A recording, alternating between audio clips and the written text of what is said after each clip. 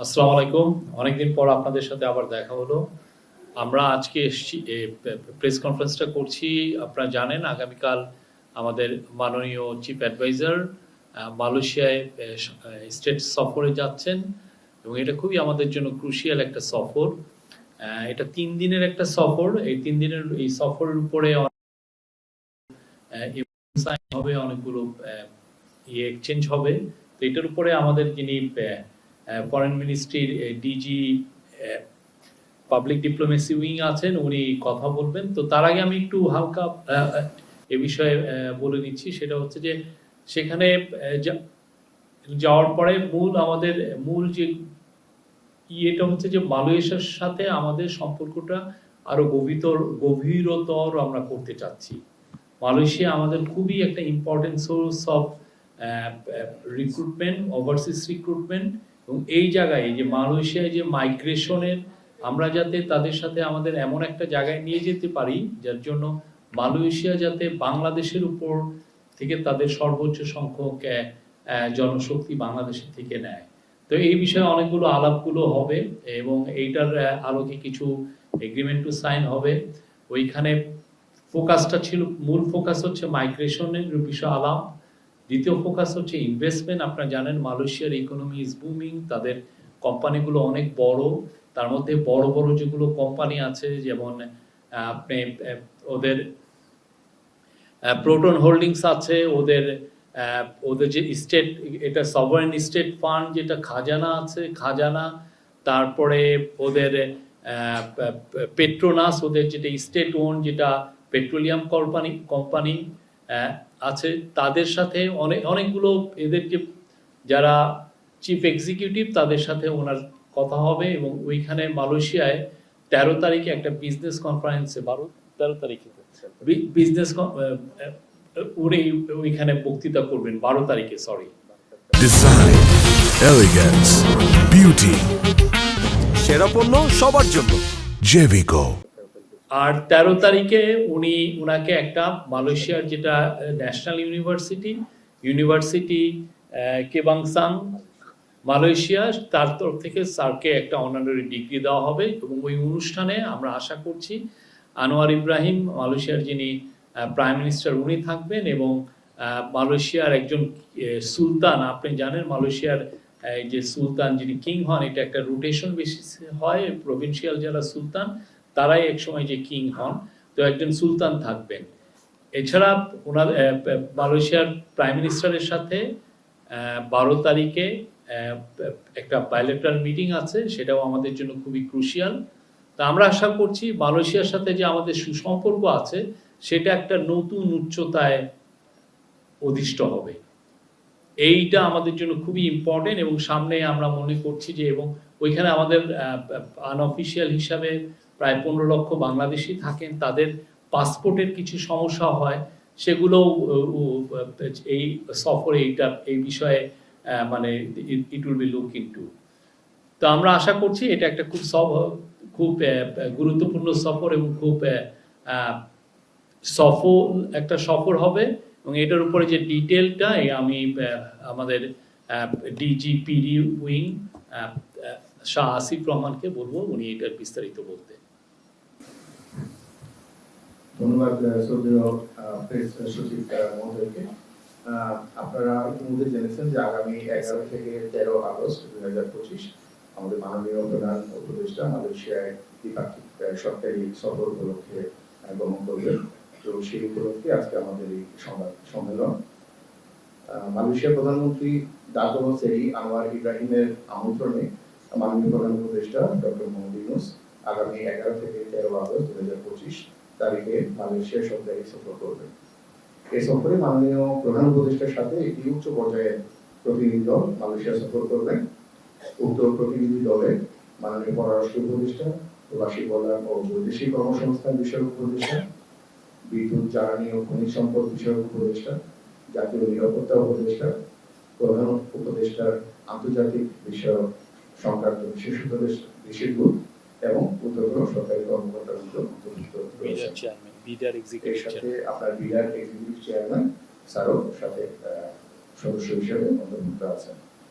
সফরের প্রথম দিনই আগামী 11 তারিখ মাননীয় প্রধান উপদেষ্টাকে গার্ড অফ অনারের মাধ্যমে অভ্যর্থনা জানানো হবে, স্বাগত জানানো হবে এবং সেখানে মালয়েশিয়ার মিনিস্টার ইন ওয়েটিং হিসেবে তাদের হোম মিনিস্টার অর্থাৎ স্বরাষ্ট্রমন্ত্রী জনাব সাইফুদ্দিন ইসমাইল ওনাকে স্বাগত জানাবেন।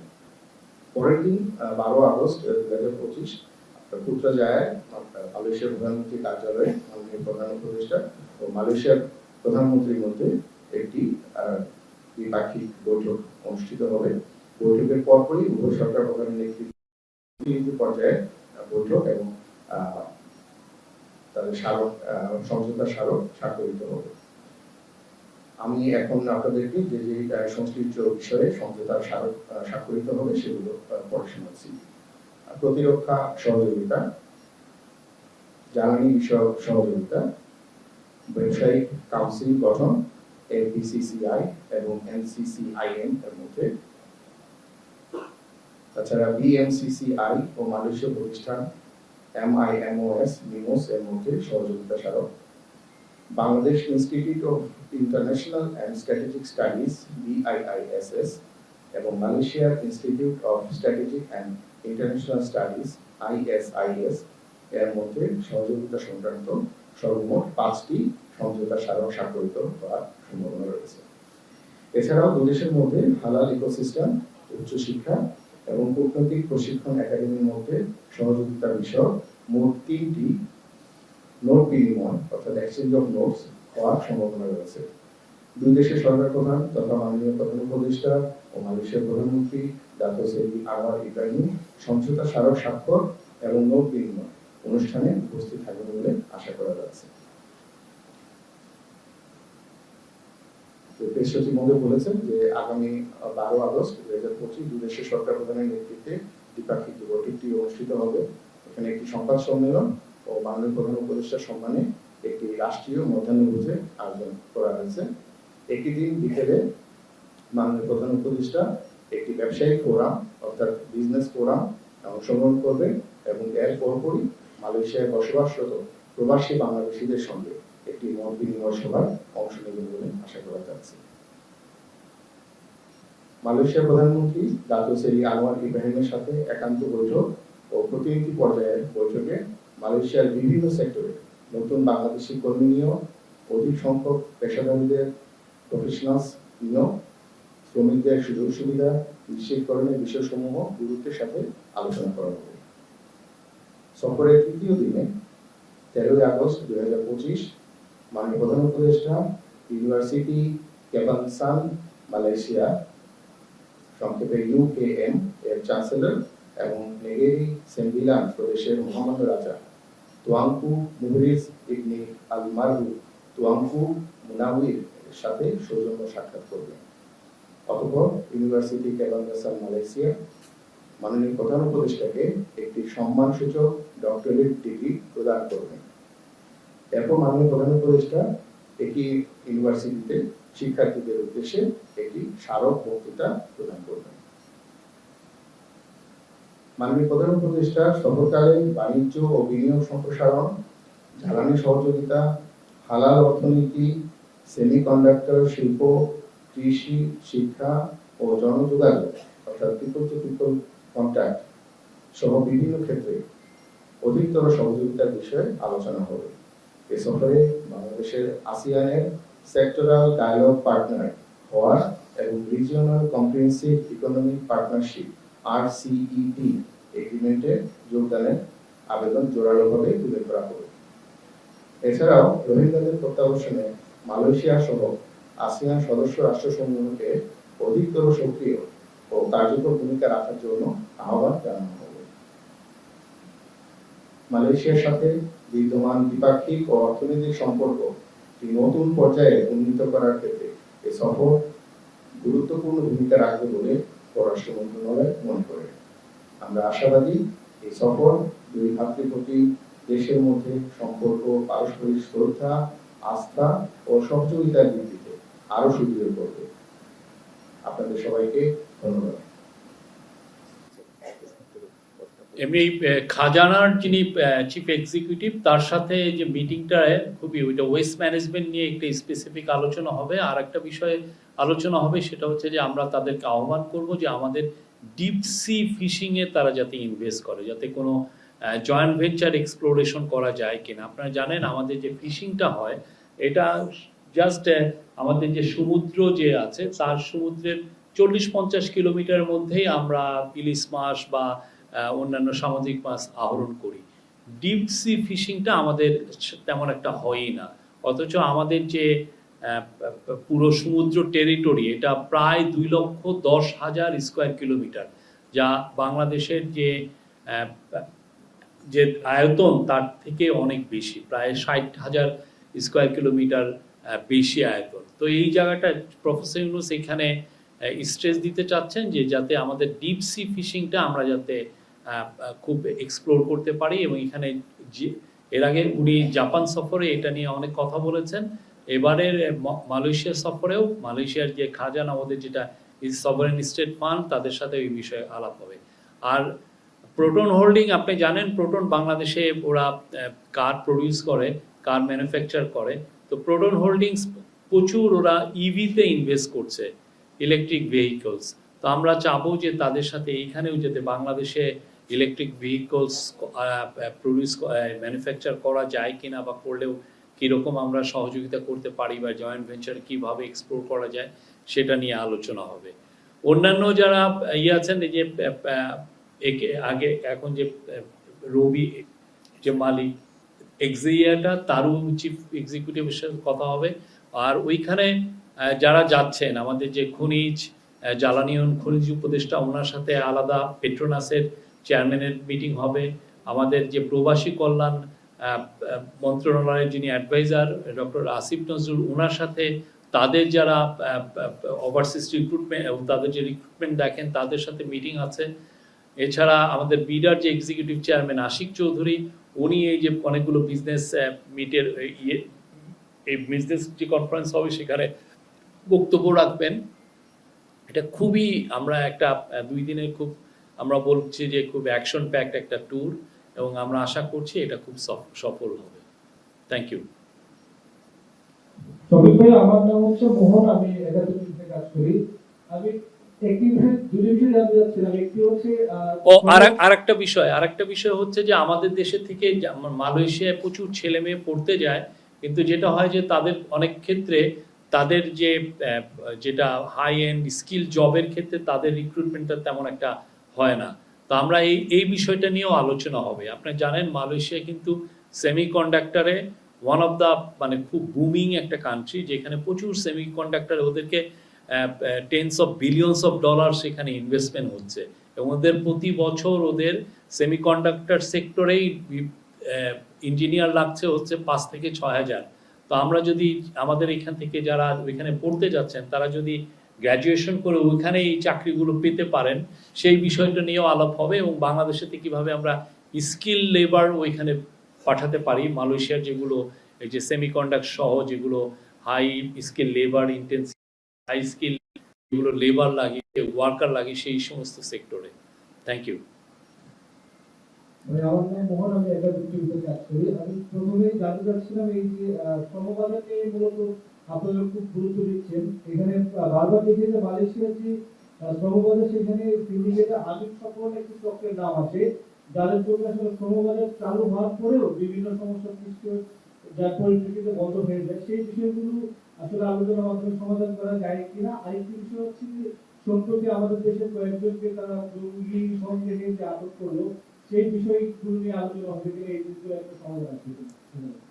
মালয়েশিয়ান অফিসিয়ালদের সাথে অলমোস্ট সব বিষয় নিয়ে আলোচনা হবে। আর ওইখানে এই যে প্রথম প্রশ্নটা যেটা বললেন সেটা অনেকটা স্ট্রাকচারাল ইস্যু, এখানে অনেক বিষয় এখানে ইনভলভ। তো সেটা নিয়ে আমরা কিন্তু অনেক সিরিয়াসলি এটা ডক্টর আসিফ নজরুল প্রথম থেকে এটা নিয়ে লেগে আছেন, এবং এটা নিয়ে আমরা আশা করছি সামনে আরো আমরা একটু এইটা আরো একটা বেটার জায়গায় যাবে। আমি আলাউদ্দিন আলী কালোলা বলছিলাম যে মালয়েশিয়ার সংবাদের কথা বলছিলাম। আচ্ছা, আর 2 দেশের যে পুলিশ চিফদের মধ্যে পুলিশ সিনিয়র পুলিশ অফিসিয়ালদের মধ্যে এক ধরনের কন্ট্যাক্ট আমরা সেট আপ হয়েছে, ইস্টাবলিশ হয়েছে, এবং এর ফলে এখন থেকে মানে যে কোনো ধরনের এই যে ইনফরমেশনগুলো আসছে সেগুলো যাতে যাচাই বাছাই করা যায় এবং খুব দ্রুত ইনফরমেশন শেয়ার করা যায় সেই বিষয়ে আমাদের আলোচনা হচ্ছে, এবং এটা আমরা ক্লোজলি দুইটা দেশ কোঅপারেট করছে। জি ভাই, আমি আলাউদ্দিন আলী বলছিলাম কালকাটা পত্রিকা থেকে। কিছুদিন আগে গত এপ্রিল মাসে মালয়েশিয়ার গভর্নমেন্ট বাংলাদেশের প্রবাসী কল্যাণ বিষয়ক উপদেষ্টাকে একটা চিঠি দিয়েছে। সেখানে ওনারা বলেছেন যে 2022 থেকে 2024 সাল পর্যন্ত যেসব শ্রমিক বাংলাদেশ থেকে মালয়েশিয়া গিয়েছে তাদের বিষয়ে মানি লন্ডারিং এবং মানব পাচার একটা মামলা হয়েছে। ওই বিষয়ে ওরা বলছে যে অপ্রমাণিত যেসব মামলা আছে বা অভিযোগ আছে সেগুলো প্রত্যাহার না করলে ওরা শ্রমবাজার নিয়ে ভবিষ্যতে আগাবে। এই বিষয়টা কোনো অগ্রগতি আছে? এই বিষয়ে মাননীয় মন্ত্রী আমার মনে হয় উনি, কেননা এই চিঠিটা যেহেতু আমি দেখিনি বা আদৌ চিঠিটা এসছে কিনা আমি যেহেতু দেখিনি, উনি এই বিষয়ে বলতে পারবেন। আমার মনে হয় যে ওনার সাথে কথা বললে হি উইল রেসপন্ড, মানে আমাদের মাননীয় অ্যাডভাইজার এখানে রেসপন্ড করবেন।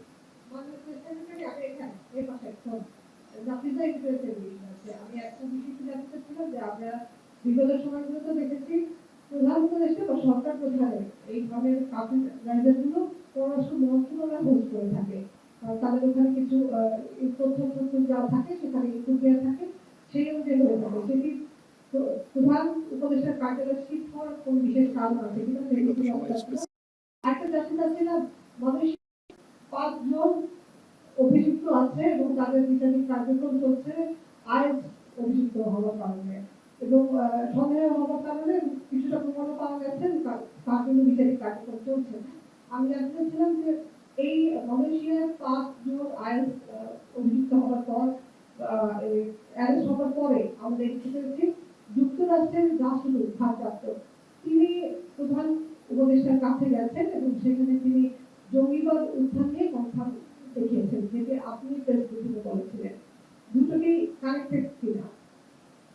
প্রথম কথা হচ্ছে যে আপনি যে মাননীয় পররাষ্ট্র মন্ত্রণালয় যে প্রেস কনফারেন্স, ওনারা তো ওনাদের মতো প্রেস কনফারেন্স করছেন, সবসময় করছেন। এটা এমন না যে আমরা করছি বলে ওনারা করছেন না, এরকম কিন্তু ঘটনা এই কিছুদিন আগেও হচ্ছেন। আমাদের মাননীয় পররাষ্ট্র অ্যাডভাইজার করছেন, মাঝে মধ্যে আমাদের সেক্রেটারি মহোদয় করছেন। আর আপনারা যেটা দেখেন নাই সেটা হচ্ছে গত 50 বছরে কয়টা প্রেস সেক্রেটারি প্রেস কনফারেন্স করেছে, কয়জন করেছে দেখেছেন আপনি? যে একটা প্রেস সেক্রেটারি এসে প্রেস করেছে। এটা আমরা নতুন একটা আমরা কমিউনিকেশনের নতুন আসছি। আপনার প্রতিদিন আপনার হোয়াটসঅ্যাপ গ্রুপে আপনি যদি আমাদের মেম্বার হয়ে থাকেন, আমরা একের পর এক নিউজ আর দিচ্ছি। হ্যাঁ, আমাদের আগের যারা ছিলেন আপনি দেখেছেন কনফারেন্স করতে, কিন্তু প্রেস এটা হলো চিফ অ্যাডভাইজারের ইস্যু। তো আমরা চিফ অ্যাডভাইজারের এইখান থেকে আমরা এই প্রেস কনফারেন্স করছি। আর পররাষ্ট্র মন্ত্রণালয় প্রায় প্রেস কনফারেন্স করছেন, তারা বৃহস্পতিবার প্রেস কনফারেন্স করেন, এবং আমাদের তরফ থেকে কোনো এমন বলা নাই যে আপনি এই প্রেস কনফারেন্স করবেন না। এটা কোনো ধরনের আমরা করি না। অনেক সময় একসাথে করলে জিনিসটা আরো বেটার হয়, সেই জন্য আমরা একসাথে করি। কিন্তু কোনো ধরনের কোনো ইনস্ট্রাকশন নাই যে না আপনি প্রেস কনফারেন্স করেন না, আমি করছি, এরকম কোনো কিছু কিন্তু না। আর আপনি যেটা বললেন যে প্রেস সেক্রেটারি, আপনি কত বছর তো জার্নালিজম করছেন মনে হয়, হ্যাঁ? 24 ইয়ারে কবে কোন প্রেস সেক্রেটারি প্রেস কনফারেন্স করছে বা ডেপুটি প্রেস সেক্রেটারি দেখেছেন? একদিন হয় নাই তো। আমরা এটা করছি বিকজ এটাই আসলে বাইরে হয়, ওয়ার্ল্ড ওয়াইড এটাই হচ্ছে নর্ম।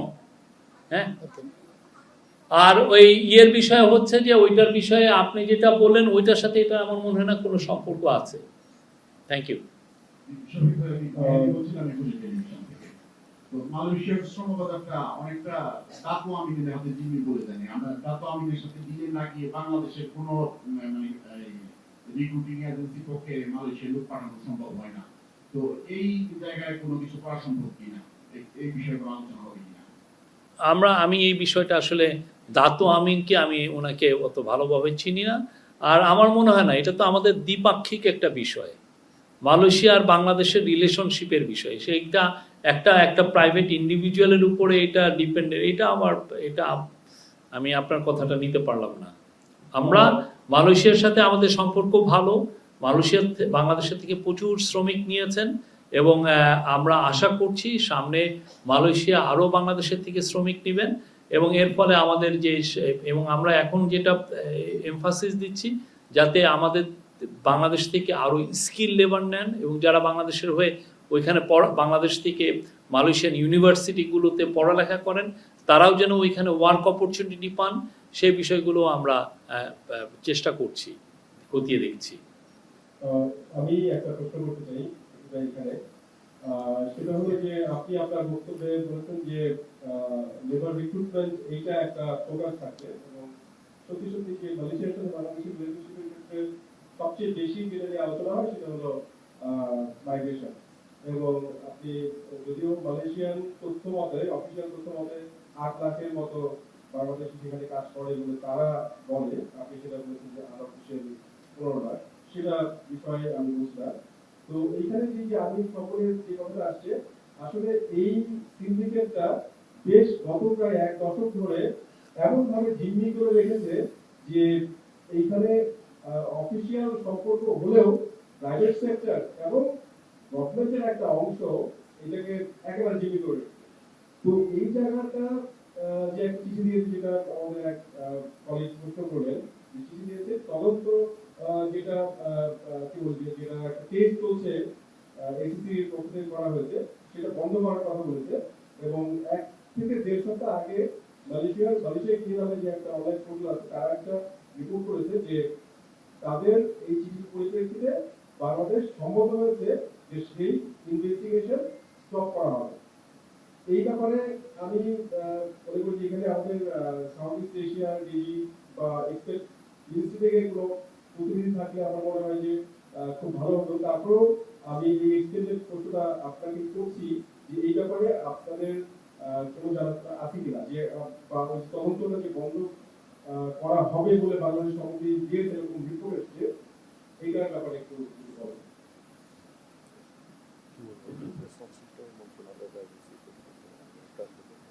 আমার মনে হয় যে এটা আরো আপনি এই পুরো বিষয়টা ফরেন মিনিস্ট্রির যারা সংশ্লিষ্ট অফিসিয়াল আছে তাদের সাথে আপনি একটু কথা বলেন। সত্যি ভাই, আমার নাম মোস্তফা মল্লিক, আমি চ্যানেলেই আছি। কয়েক বছর আগে যখন মালয়েশিয়া গিয়েছিলাম তখন তাদের মানবাধিকার কমিশনের চেয়ারম্যান আমাদের বাংলাদেশ থেকে যাওয়া গণমাধ্যম কর্মীদের কাছে বলছিলেন যে বাংলাদেশের একাধিক দণ্ডপ্রাপ্ত আসামি রয়েছেন যারা ফাঁসির অপেক্ষায় আছে এবং তারা যে লিগ্যাল যে সুবিধাটা সেটা তারা ওখানে পাচ্ছিল না।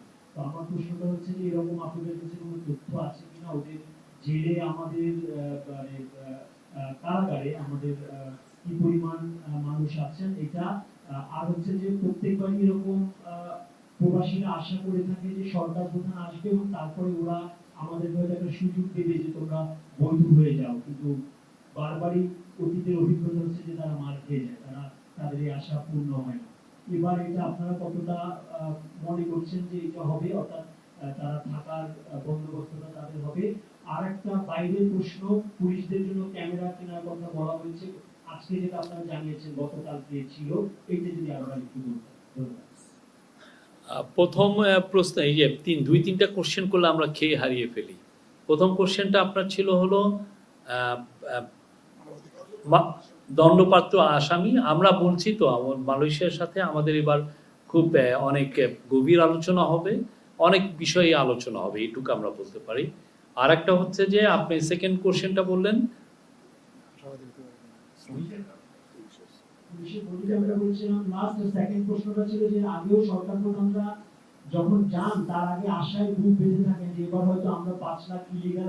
ওইটা আমি বলবো যে আমরা অনেক আলোচনায় তো হবে, যেটা আমরা অনেক বিষয়, যেটা কিছু তো এগ্রিমেন্ট হবে, তার বাইরেও অনেক বিষয় নিয়ে আলোচনা হবে।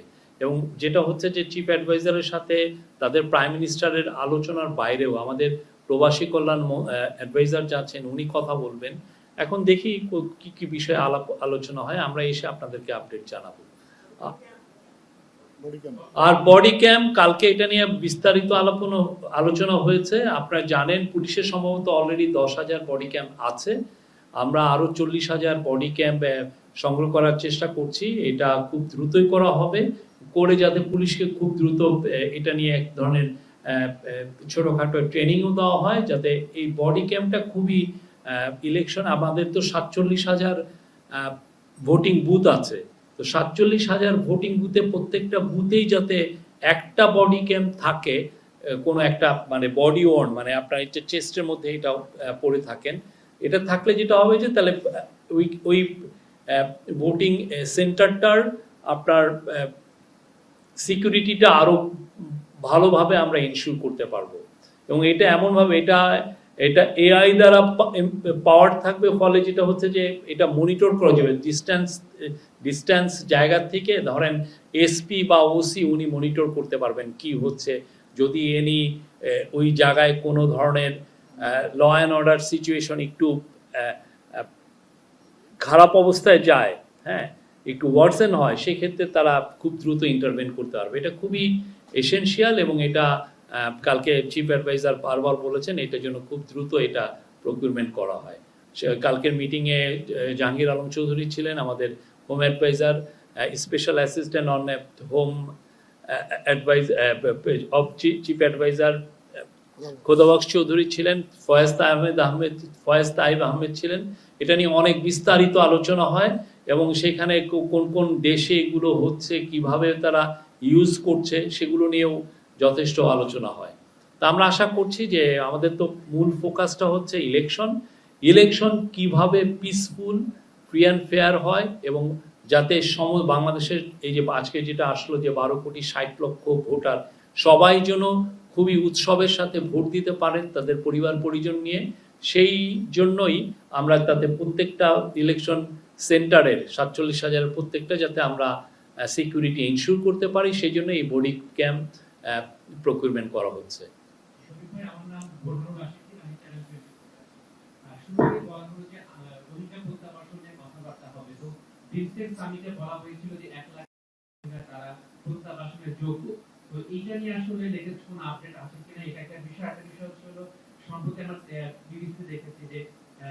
কলকাতাতে আওয়ামী লীগের অফিস স্থাপনের একটা খবর প্রকাশিত হয়েছে, তো এই বিষয়ে গভর্নমেন্টের অবস্থানটা কি? ধন্যবাদ। প্রথম বিষয়টা হচ্ছে যে রোহিঙ্গা নিয়ে 1,80,000 রোহিঙ্গাকে তারা বলেছে যে they are fit to return to their homeland.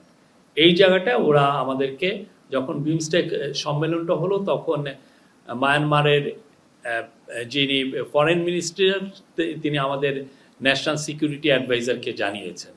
তো সেটা একটা খুবই ভালো সংবাদ, কিন্তু এখনো রোহিঙ্গারা ওইখানে যাওয়ার মতো অবস্থা হয়েছে কিনা সেটা আমরা এখনো শিওর না, বিকজ আপনি জানেন যে ওইখানে একটা সিভিল ওয়ার চলছে, আরাকান আর্মির সাথে মায়ানমার মিলিটারির এক ধরনের ক্ল্যাশ চলছে এবং ক্ল্যাশের ফলে রোহিঙ্গা জনগোষ্ঠী যারা ওইখানে আছেন তারা অনেকেই অনিরাপদ হয়ে গিয়েছেন। আর এই অবস্থায় সত্যিকার অর্থে মানে ওদেরকে মানে পাঠানোটা, এটা তো কেউই ইন্টারন্যাশনালি এটাকে সেফ মনে করবে না। আর একটা হচ্ছে যে রোহিঙ্গা নিয়ে এই সেপ্টেম্বর মাসে ইউএনএ 30 তারিখে একটা বড় সম্মেলন আছে। আমরা আশা করছি ওয়ার্ল্ডের খুব বড় বড় যারা রিচ কান্ট্রিগুলো, যারা পাওয়ারফুল কান্ট্রিগুলো সব প্রায় 170টার মতো দেশ সেই রোহিঙ্গা কনফারেন্সে জয়েন করবেন। আর রোহিঙ্গা নিয়ে একটা ছোটোখাটো 25 তারিখে 25 অগাস্টেও এই কক্সবাজারে আমরা আশা করছি একটা সম্মেলন হবে। তো রোহিঙ্গা নিয়ে আমাদের গভর্নমেন্টের যথেষ্ট ফোকাস আছে। আমরা চাই রোহিঙ্গারা যাতে তাদের বাসস্থানে পিসফুলি রিটার্ন করতে পারেন ভলান্টারিলি। আওয়ামী লীগের অফিস, আওয়ামী লীগ আপনি জানেন একটা তাদের কার্যক্রম ব্যান করা হয়েছে বাংলাদেশে। তারা বাইরে কি করছে আমাদের অবশ্যই আমরা মনিটরিং করছি। তারা যদি বাংলাদেশে বাইরের থেকে এমন কোনো অ্যাক্টিভিটিস করে যে আমাদের এখানে ইনস্টেবিলিটি ক্রিয়েট করতে চায়, অবশ্যই আমরা এটা মনিটর করছি, আমরা দেখছি।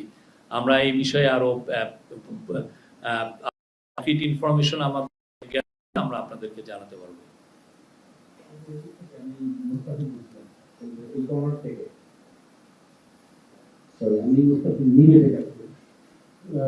শুধু আপনি বলছেন ডিফেন্স কোঅপারেশনের কথা, কি ধারণা দিতেন যে কোন এরিয়াতে তাদের সঙ্গে কোঅপারেশন ডিসকাস করে আগে স্বাক্ষর করে চলে গেছে এরিয়াগুলো সম্পর্কে যদি একটু ধারণা দিতেন। ডিফেন্স না, সিকিউরিটি কোঅপারেশন।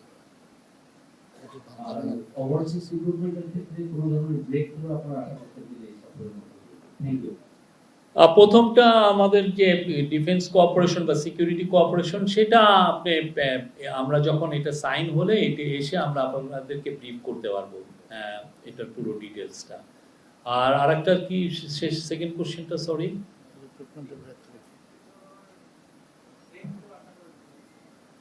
আমাদের সাথে মাইগ্রেশন নিয়ে তাদের সাথে কথা হবে, এটুকু বলতে পারি। এবং এটা ইভেন হাইয়েস্ট লেভেলে যখন বায়োলেটারাল মিটিং হবে, ডক্টর আনোয়ার ইব্রাহিম এবং আমাদের প্রফেসর মোহাম্মদ ইউনুসের সাথে আমরা মনে করছি যে এই বিষয়ে এই মাইগ্রেশনটা একটা ইম্পর্টেন্ট ইস্যু থাকবে এই আলোচনায়। আমি একটা প্রশ্ন সবাইকে করতে চাই যে সবাই ভোগ করছে যে মালয়েশিয়া যে সিন্ডিকেট বা সরকারের যে বৈধ এজেন্সিগুলো আছে, এখানে কোনো আসলে নির্দিষ্ট সংখ্যক এজেন্সি দায়িত্ব পাবে না, সবাই যে দায়িত্ব পায় তারা সিন্ডিকেট মুক্ত হবে। আই হোপ যে এই সফরে এটা আমরা নিশ্চিত করতে পারবো। আপনার আশাবাদটাকে আমি সালাম জানাই। Any other question? Thank you. Thank you.